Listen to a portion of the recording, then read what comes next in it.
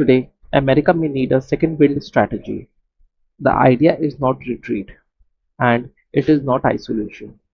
It is about focusing on the most important threats, rebuilding national power at home, and asking allies to carry more responsibilities abroad. The biggest long-term challenge is China. SIPRI, the Stockholm International Peace Research Institute, estimates China's military spending at about 314 billion US dollars in 2024, making it the world's second largest military spender after the United States. So Washington's problem is simple. It cannot remain stretched everywhere at once while preparing for a much stronger China. The new strategy is about focus, industry, and allies. Now, let's compare the America situation today with Britain in 1904. Britain was still the world's leading naval power, but its position was becoming harder to defend. Germany was building a stronger navy, while Britain also faced pressure from France, Russia, Japan, and United States. Admiral Jackie Fisher made a controversial choice. Instead of scattering ships across every imperial station, he concentrated naval power near Britain's home water to deter Germany, the main threat. Other regions were increasingly governed by diplomacy and regional partners. The lesson was clear: a great power does not preserve strength by being everywhere equally. It preserves strength by concentrating power where the danger is the greatest.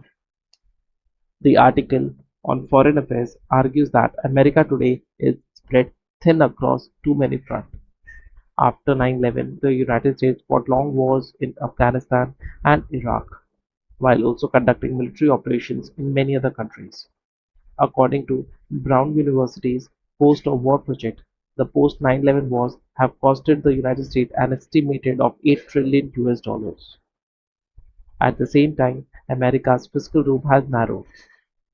CBO data shows that interest cost on federal debt has risen sharply, making it harder to fund the defense industry and future investment. America also lost a large part of its manufacturing base after 2000. So the winning is simple. Peripheral wars, high debt, and weaker industry have narrowed America's room for maneuver. And now it has to look at the other points as well. The China challenge has changed the strategic map. Foreign Affairs article highlights that China is not a small regional problem. It is a full-spectrum competitor with economic, industrial, technology, and military power. According to SIPRI, the Stockholm International Peace Research Institute, China spent about $314 billion on its military in 2024. China has also become central to global manufacturing and shipbuilding. That matters because long-range power competition is not won only by aircraft carriers and missiles. It is also won by factories, supply chain, energy, semiconductor, and the ability to keep producing during a crisis, which China does efficiently. Meanwhile, Russia, Iran, and North Korea create secondary fronts that drain attention and resources. The takeaway is clear: America cannot assume it can be everywhere at full strength. Now, it also important to note to make an important distinction. Consolidation is not a retreat. Retreat means giving up the position because decline has become unavoidable. Consolidation means preserving strength by using it more selectively. History gives useful examples. The Roman Emperor Hadrian pulled back from the overextended frontiers and fortified a more defensible empire. Richard Nixon tried to reduce burden in Asia while focusing more on the Soviet challenge, and Admiral Fisher concentrated Britain's navy near home to face the Germany. The pattern is the same: prioritize the vital threats, rebuild the core, buy time, and increase power over the long run. So the goal is not to surrender influence. The goal is to stop wasting strength in too many directions. The article on foreign affairs describes the new playbook as a mix of focus, rebuilding, and bargaining. First, Focus on the Western Hemisphere and the Indo-Pacific, where China is the central challenge.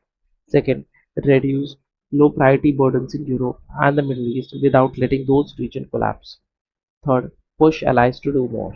For example, NATO said in 2024 that 23 allies were expected to meet the target of spending at least 2% of GDP on defense, far more than just a few years earlier.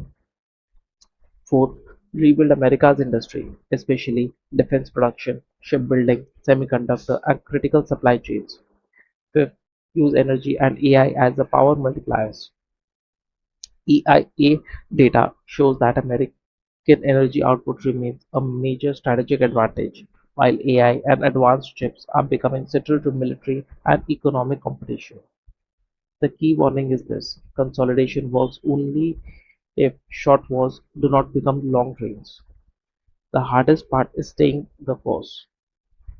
Foreign affairs warns that consolidation can fail in several ways. Iran could become a long and costly drain. Allies could misunderstand focus as abandonment. China could move before America rebuilds, and debt could block the investment needed for a long-term strength. But if Washington stays disciplined, the upside is large. Stable frontiers, stronger allies, a deeper arsenal, renewed industry, cheap energy, and an AI edge could give America a second win as a greater power. The final message is simple: focus abroad and renewal at home must go together. America's best path is not trying to dominate every front at once. It is rebuilding the foundation of power so it can compete from a stronger position over the next decade.